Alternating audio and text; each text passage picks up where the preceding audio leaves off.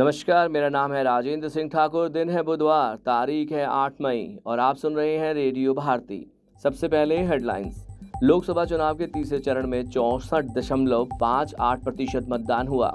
केंद्र सरकार ने राज्य के 3 जिलों में वेस्ट नील बुखार के मामलों की पुष्टि के बाद सभी जिलों को सतर्क रहने को कहा।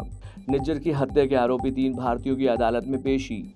अदालत में पेश हुई porn star stormy Daniel Trump के खिलाफ दी गवाही। सोना 200 रुपये चढ़ा, चांदी 700 रुपये उछली।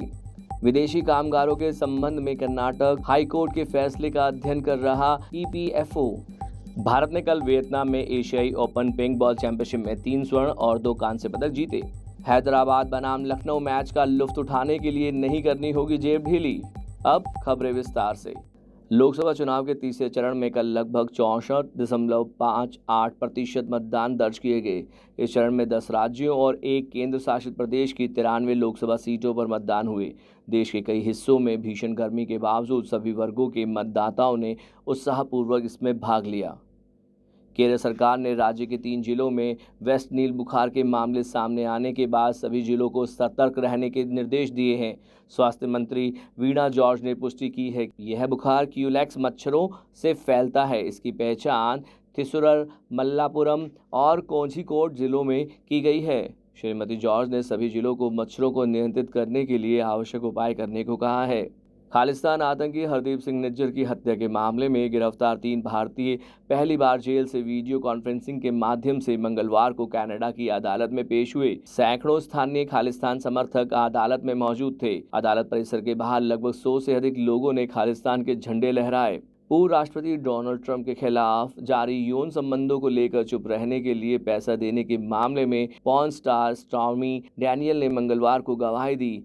गवाही के दौरान डैनियल 2006 में गोल्फ टूर्नामेंट के दौरान हुई पहली मुलाकात की जानकारी भी दी।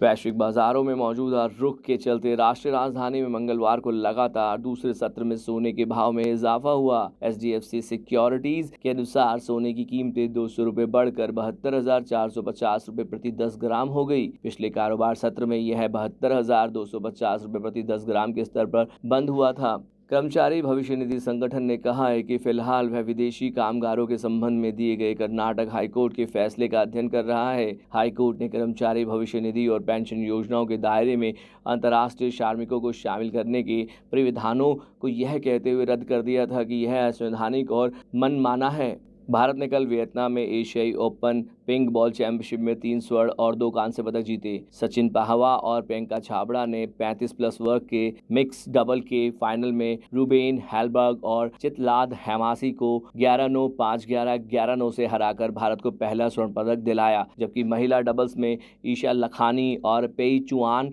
काओ की जोड़ी ने डोंग किम नोंग और टायक को 15-7, 15-3 से हराकर स्वर्ण पदक जीता। पुरुष डबल में भारत के अनिकेत पटेल और रोहित पाटिल ने स्वर्ण पदक जीता। आईपीएल 2024 का रोमांच अपने चरम पर पहुंच चुका है। प्लेऑफ की लड़ाई और भी घातक हो चली है। अंतिम 4 का टिकट पाने के लिए बुधवार को राजीव गांधी क्रिकेट स्टेडियम में सनराइज हैदराबाद की भिड़ंत लखनऊ सुपर जॉयंट के साथ होगी। हैदराबाद और लखनऊ की कहानी इस सीजन लगभग एक जैसी ही रही है। दोनों टीमों ने 6-6 मैचों में जीत का स्वाद चखा है तो 5 मैचों में हार गले आकर लगी है। अब हम लेते हैं आपसे अलविदा, इस वादे के साथ कि आप बने रहेंगे रेडियो भारती के साथ। धन्यवाद।